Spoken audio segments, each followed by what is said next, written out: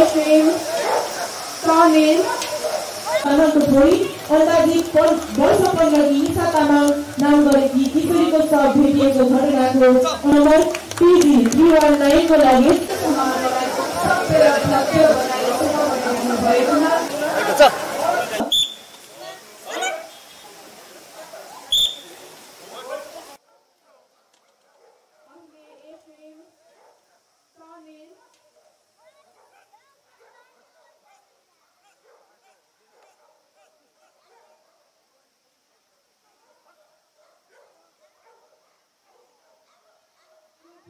राम्रो प्रदर्शनका साथ बारापार अहिले समाप्त भइसकेको छ।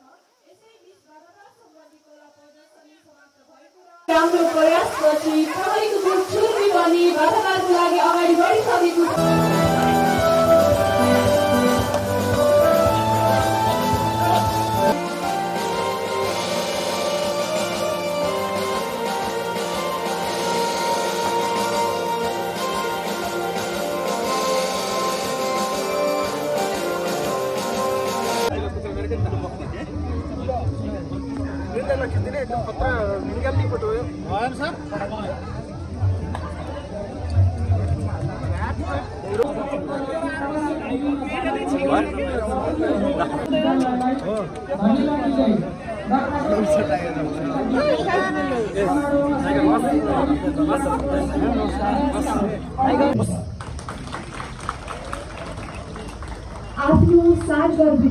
आजको यस कुकुर पूजा विशेष समारोहमा उपस्थित सम्पूर्ण प्रहरी कर्मचारीहरू, सम्पूर्ण अतिथि महानुभावहरू तथा सञ्चारकर्मीज्यूहरूमा शुभ दीपावली नेपाल सम्मत तथा छठ पर्वको उपलक्ष्यमा गर्न सकिने गरी तयार हुन समस्त दल ह्यान्डलर, प्रशिक्षक, कमान्डर एवं अन्य व्यवस्थापकीय भूमिकामा रहेर कार्य गर्नुहुने सम्पूर्ण प्रहरी कर्मचारीहरूलाई सेना सेवातर्फ रहेर उत्कृष्ट कार्य गर्ने प्रहरी कर्मचारीहरू तथा प्रहरी कुकुरहरूलाई पुरस्कृत गर्ने अवसर प्रदान समेत सकारात्मक सहयोग प्राप्त हुनेमा नेपाल प्रहरी केनाइन कार्यालय विश्वस्त रहेको छ। नेपाल प्रहरीको केनाइन सेवालाई समयानुकूल साधनको कमीका बावजुद नेपाल प्रहरीमा केनाइन सेवाको पूर्ण योगदान पुर्याउनु भएका आदरणीय अग्रज व्यक्तित्वहरू साथै हाल त्यसैगरी ह्यान्डलरको उल्टो कासनमा सम्पूर्ण केनाइनहरू उठिरहेको अवस्थामा देख्न सकिन्छ। अहिले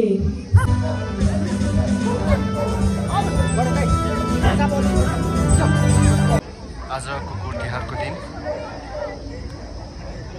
महाराजगञ्जमा रहेको प्रहरी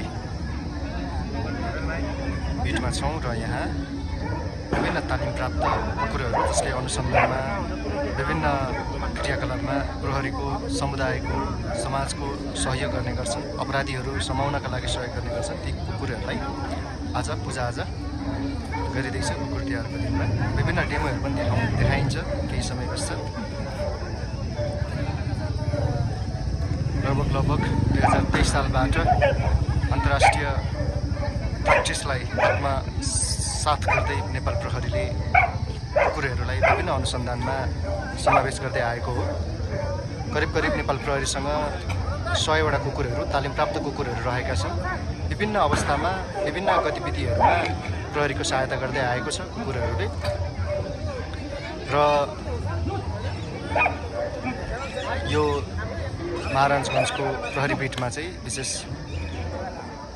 महाराजगञ्जको केनाइनमा चाहिँ 59वटा कुकुरहरू राखिएको छ।